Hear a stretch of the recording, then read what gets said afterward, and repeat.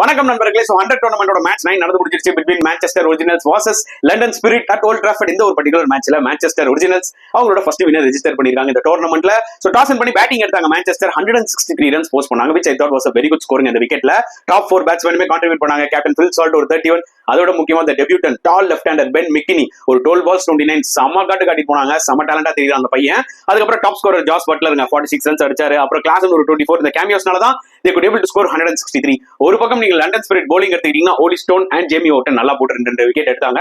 அப்புறம் சேசிங்ல பாத்தீங்கன்னா Williamson Warner ஒரு 75 ரன்ஸ் ஓப்பனிங் பார்ட்னர்ஷிப் போட்டாங்க.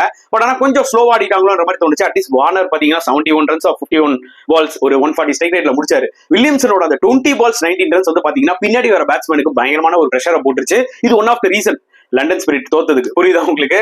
ஒரு பக்கம் நீங்க மான்செஸ்டரோட போலிங் டிபார்ட்மெண்ட் எடுத்தீங்கன்னா ஜாஷ் டங் இந்த மேட்ச் வந்து விளையாண்டாரு. சூப்பரா போட்டு ஒரு மேட்ச் வினிங் ஸ்பெல்ல தான் ப்ரொவைட் பண்ணாரு. 3 wickets. Super win for Manchester.